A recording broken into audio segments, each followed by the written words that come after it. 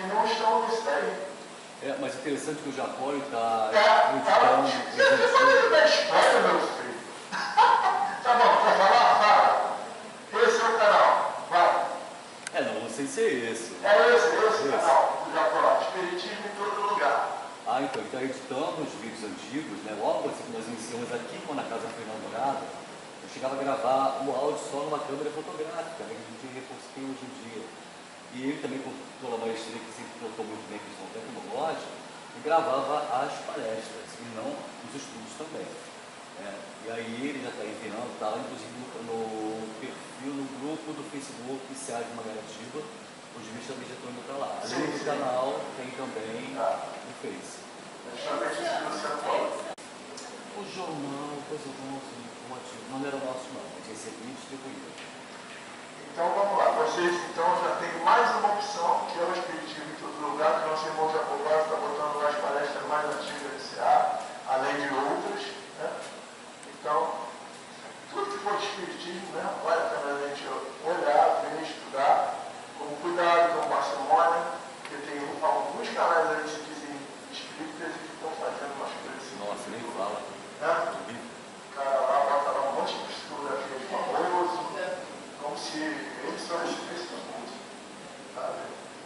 Aí a gente lembra daquele vídeo que a gente usou aqui do médium famoso, né, do amigo da luz. O cara, eu acho que pegou o médium famoso para ele e só pega, virou um canal de fofocas espíritas. Horrível isso. Agora voltando para a coisa séria, né?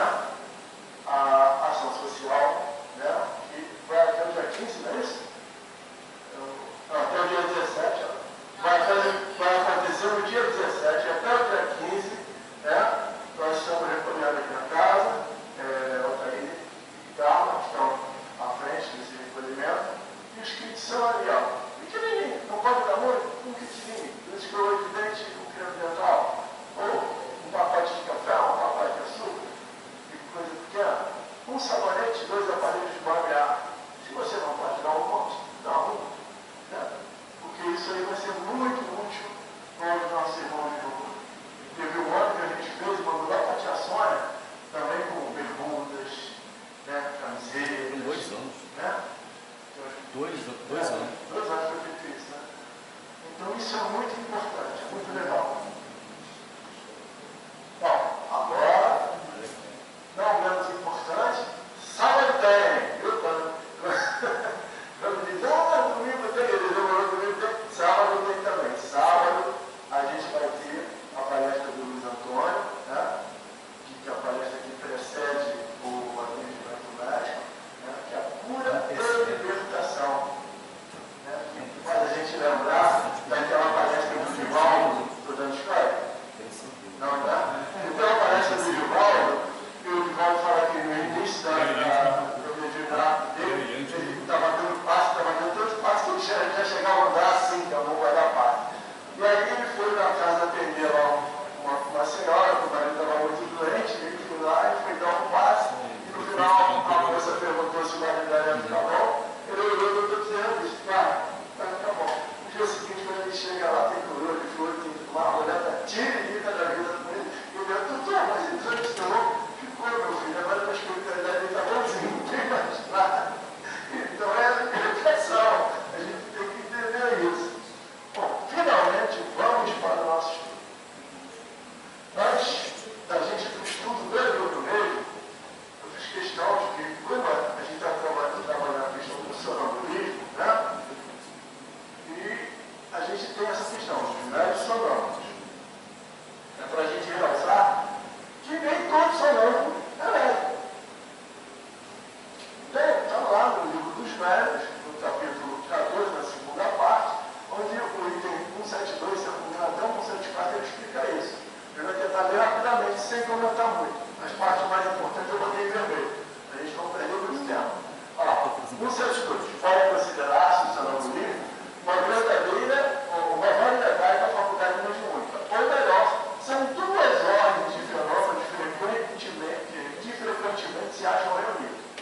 O sonâmbulo age sob a influência do seu próprio espírito, ou seja, ele sai do corpo e ele mesmo influencia o corpo.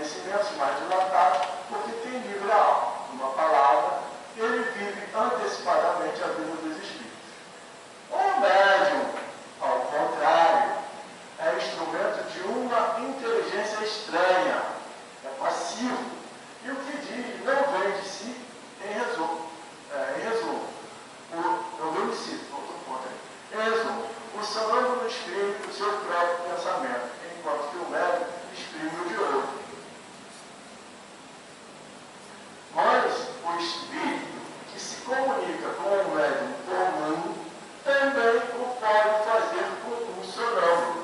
Dá-se mesmo que, muitas vezes, o estado de emancipação da alma facilita essa comunicação. Deu para entender, né? Então a gente tem um sonâmbulo e tem um sonâmbulo médium, do qual a gente se comunica com outros espíritos. Né? Muitos sonâmbulos veem perfeitamente os espíritos e descrevem com tanta precisão como os médios videntes. Podem confabular com eles e transmitir-nos seus pensamentos. O que dizem fora do âmbito de seus conhecimentos pessoais, lhes é com frequência sugerido pelos espíritos. Aqui está o exemplo notável em que a dupla ação do espírito do sonâmbulo de outro espírito se revela de modo inequívoco. Esse caso eu costumo sempre comentar. Né? Aqui. Um de nossos amigos tinha como sonâmbulo um rapaz de 14 a 15 anos de inteligência muito vulgar e instrução extremamente escassa. Entretanto, no estado de sonambulismo, deu prova de lucidez extraordinária e grande perspicácia. Excedia, sobretudo, no tratamento das enfermidades e operou grande número de curas consideradas impossíveis. Certo dia, dando consulta a um doente, descreveu a enfermidade com absoluta exatidão. Não basta, disseram, agora é preciso que me indiques o remédio. Não posso, respondeu. Meu anjo doutor não está aqui. Quem é esse anjo doutor de quem falas? O que dita os remédios? Não és tu, então, que vês os remédios? Oh, não. Estou a dizer que é o meu anjo doutor quem nos dita. Assim, nesse sonâmbulo, a ação viver o mal era do seu próprio espírito, que, para isso, não precisava de assistência alguma. A indicação, porém, dos remédios que era dada por outro, não estando presente esse outro, ele nada podia fazer. Quando só era apenas sonâmbulo, assistido por aquele a quem chamava seu anjo doutor, era sonâmbulo médium. Então fica bem claro, né? Que não é todo sonâmbulo que é médium. Sonâmbulo é uma mediunidade. Não, pode ser ou não ser. Então foi só para a gente tentar esclarecer isso. Agora vamos para a nossa reunião. Eu achei essa fotinha, né? Esse desenho, essa ilustração, que é do projeto de imagens, que o Luciano sempre fala aqui, né? E por que eu botei ela aí? Porque essa é a reunião de que a gente está tratando desde o início do livro. Esses quatro que estão sentados atrás, tá? São lá em cima, lá no cantinho. Deixa eu ver se eu consigo pôr o mouse. Eu consigo pôr horrível, parece. Bom, aqueles dois lá no cantinho, aquela senhora, meio ruiva e o rapazinho, são os do capítulo 9. O rapaz que era da possessão, que foi retirado da sala e tal. O casal de baixo, essa senhora meio loura, com esse rapaz aqui, é o casal que está agora. Note-se que hoje em dia não acontece mais isso, de ter necessidade de se trazer as pessoas que estão sendo tratadas, né, para a reunião mediúnica, mas naquela época acontecia. Tá? Antigamente acontecia isso. Então você vê os médicos em torno da mesa, espiritualidade envolvendo todo mundo e vê os pacientes ali. Tá? Agora, se Deus quiser, vamos começar. Tá? A gente vai começar nesse tão treinado se revela a associação entre ambos. E aí vamos tentar fazer aqui de cabeça, né? Cabeça com auxílio do livro.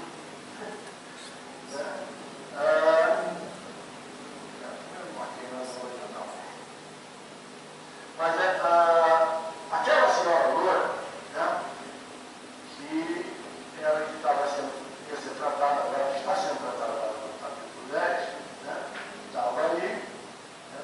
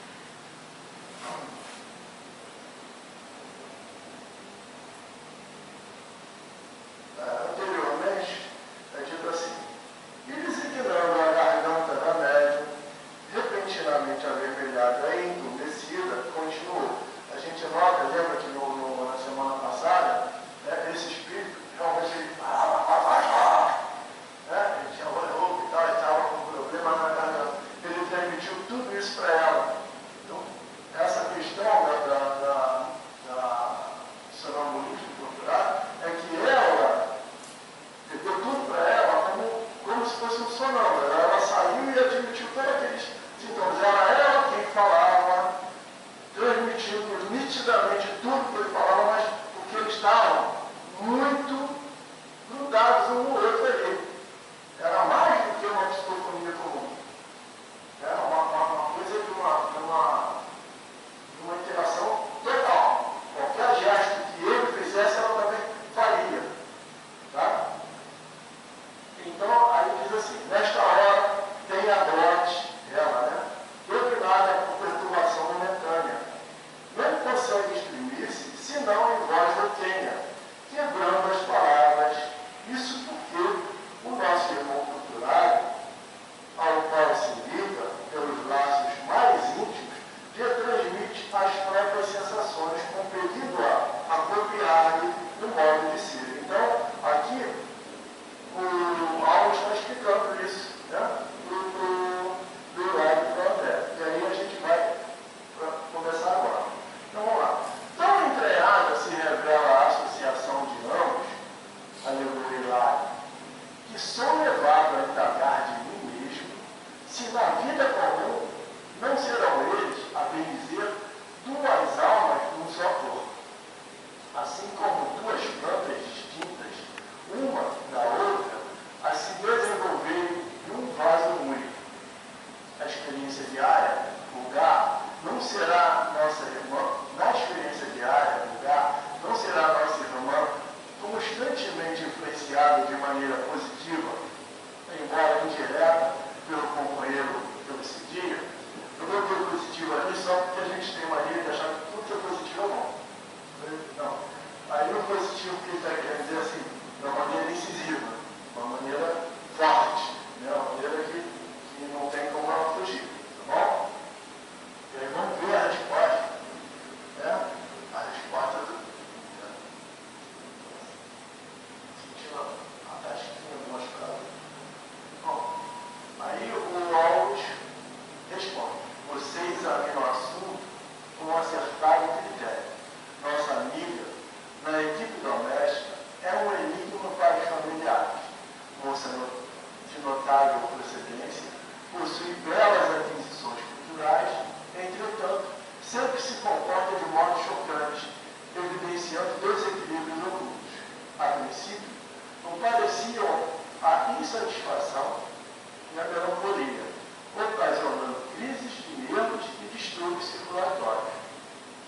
Doente, desde a puberdade, em vão opinaram clínicos de renome sobre o caso, até que um cirurgião, crendo-a prejudicada por desarmonia da tireoide, submeteu-a a delicada intervenção, da qual saiu com os seus padecimentos inalterados. Logo após conheceu o cavalheiro sobre nossa observação, que a desposou, convencido de que o matrimônio lhe constituiria a renovação salutar.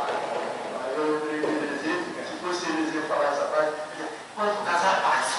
E aí, antigamente era muito comum dizer, quando casar passa. Ao invés disso, porém, a situação se lhe agravou.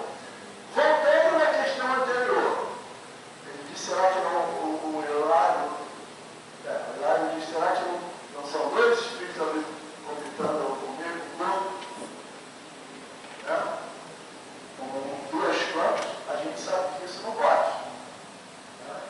Mas a gente sabe que em alguns casos de possessão isso é tão extremo que fica realmente difícil de saber quando é um e quando é outro. A pessoa assume quase que duas personalidades.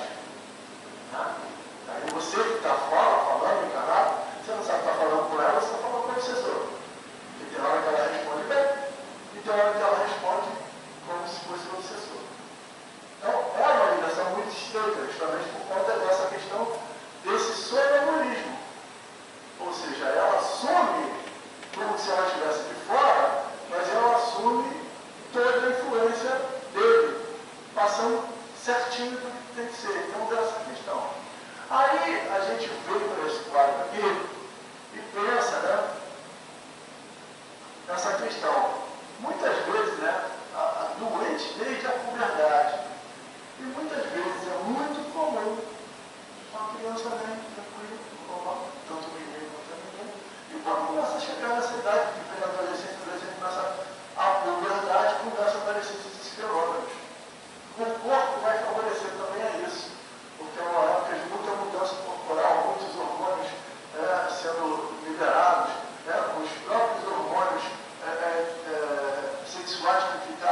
sentidos durante toda a infância, começa a ser liberado como normal para preparar aquela criatura para a vida sexual adulta. Isso tudo favorece muito esse tipo de coisa. E antigamente era aquele negócio assim, quando casar, passa. E muita coisa passava mesmo, né? Muita coisa. Por quê? Porque eram meninas casavam novas, a mudança, né? E provocada pelo corpo, dava um assentamento, talvez o espírito que estivesse ali perturbando fosse puxado para reencarnar, e a gente vai ver isso mais à frente, eu não sei se eu falo, você é da vida, né? Próxima, né? Então eu não sei quem é que fala isso, mas está na vida. Então, os médicos da Terra tentaram o que puderam, porque sabiam na época. Nada adiantou. O rapaz, bem intencionado, gostou do garoto. Depois de casar, isso aí melhor e tal, né? É igual aquelas meninas também que casam com os rapazes cheios de problema, mas depois que ele casar ele direito, você usa, né? Depois que casa aí vai para parando na delegacia de mulheres. Bom, beleza, né? A situação se agravou. A gravidez, olha aí, a gravidez cedo se verificou, né? Consoante a planificação de serviço traçada na vida superior. Ou seja, plano maior, espiritualidade superior, já sabia que ela casando, rapidinho eles iam ajudar na questão da gravidez, ela ia ficar grávida e quem ia reencarnar? Quem? O espírito que a persegue, que é do pai adotivo dela. Já falou aí, eu vi spoiler. Vai falar, então tá. Então, esse espírito ia reencarnar. E reencarnando, ele ia poder ficar perseguindo ela. Certamente ia ser um benefício, né? Ia ser aqueles casos de filho que não gosta da mãe, filho que não gosta do pai, né? Mas ia acontecer isso. E a gente vê aqui, ó, nossa irmã doente deveria receber o perseguidor nos braços maternos, apagando-lhe a transformação e auxiliando-lhe a aquisição de novo destino, mas sentindo-lhe a aproximação, recolheu-se a insoftável temor, adiando o trabalho que lhe compete. Ou seja, ela ficou com medo, porque ela sentia a aproximação daquele espírito. Quando a gente lembra da outra obra, missionário, quando fala da parte do Sigismundo, é o contrário. Sigismundo vai reencarnar, mas toda vez que ele chega perto do casal, ele é que sente medo, porque ele tinha a consciência culpada. Né? No caso, ela também tem a consciência culpada. Então, quando o espírito chega, ela sente esse medo. E aí, ela não percebe aquilo que eu falei antes do nosso estudo aqui, dos sinais. Porque certamente isso está sendo avisado a ela durante os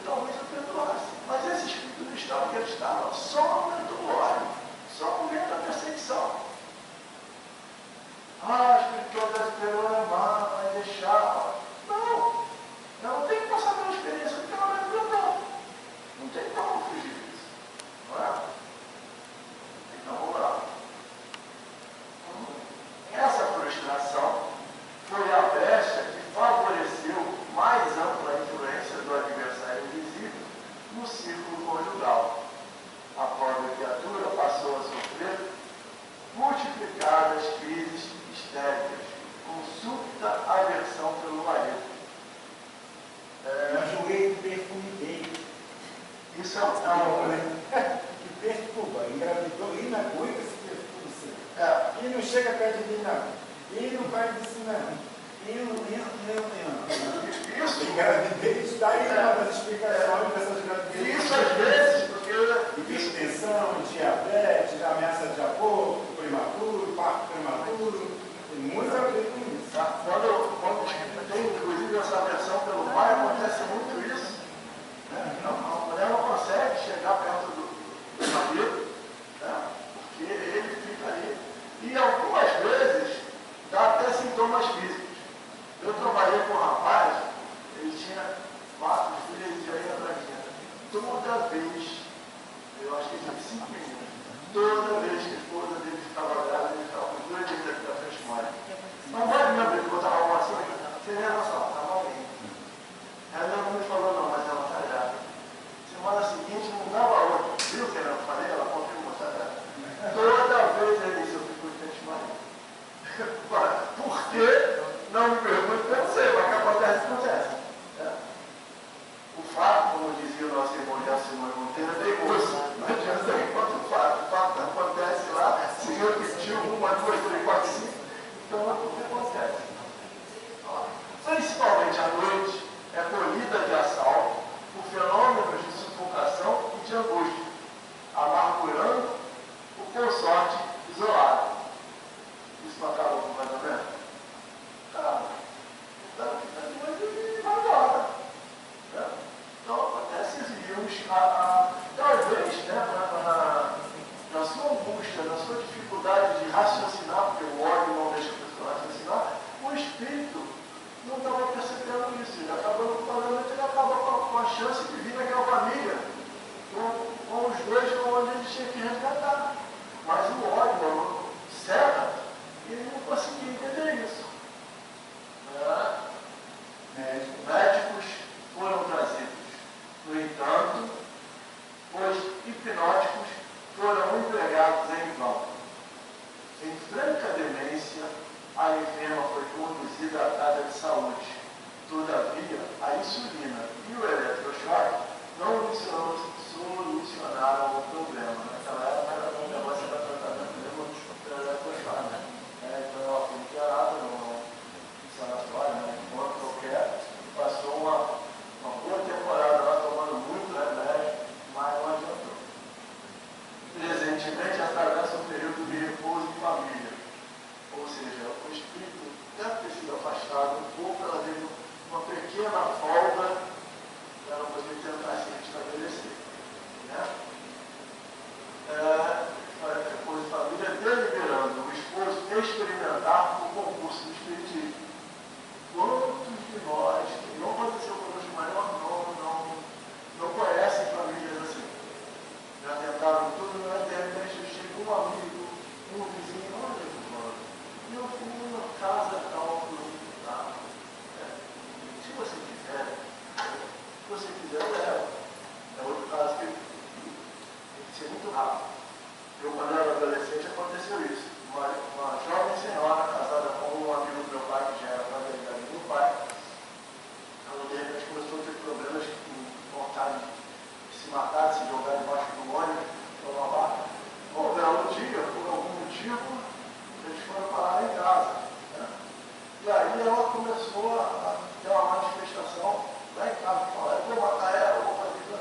Mas falou, você não vai buscar a sua linha, porque a primeira casa ela deu. Primeira vez se tinha que ir lá buscar. Só eu vi que eu só vi na Zogo, que eu acho que já falei que isso parecia que ele era um gigante. E aí ela falou, correr seu pau!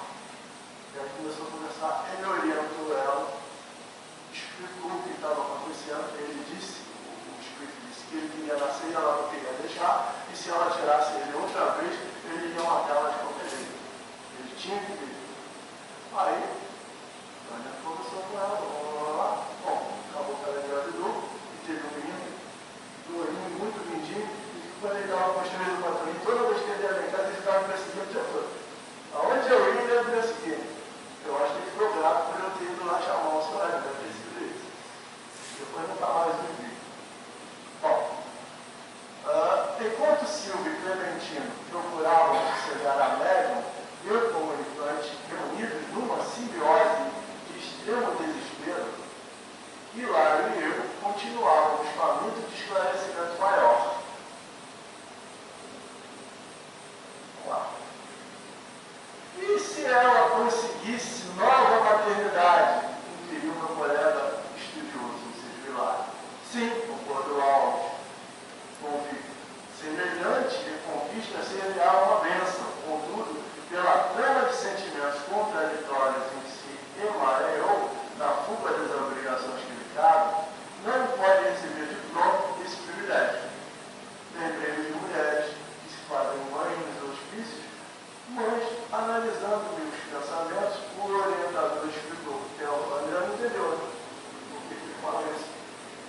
Por que se isso seria uma boa? Por que por enquanto ela não pode? Dá uma nova chance para ele. Aí Paulo vai explicar aqui, né, a posição de alienada mental não lhe retira os favores da natureza, ou seja, ela continua podendo ser mãe, né, mesmo sendo alienada mental. Mas a crueldade meditada com que se afastou dos compromissos assumidos imprimiu certo desequilíbrio ao centro genético. Ou seja, quando ela praticou o aborto, com crueldade, com sentimento de raiva, porque não queria já ver nenhum, ela prejudicou o centro genético e por isso ela ficou um tempo sem poder ir atrás de novo. Nossas defecções mais íntimas, embora desconhecidas dos outros, prejudicam-nos o veículo sutil e não podemos trair do tempo das reparações necessárias. Estou falando do perispírito. Ela violou o próprio perispírito por isso. O perispírito vai levar um tempo a se regenerar para poder propiciar que o corpo físico possa realmente engravidar de novo. Ainda mesmo quando o remorso nos ajude a restaurar boas intenções. A perfeita entrosagem dos elementos psicofísicos filia-se à mente. A vida corpórea é a síntese das irradiações da alma. Não há órgãos em harmonia sem pensamentos equilibrados, como não há ordem sem inteligência. A gente lembra do ditado antigo, mens sana, corpore sano. Né? Pensamentos bons vão fazer com que o corpo fique na... Eu acho que acabou. Vamos ver. Isso, acabou.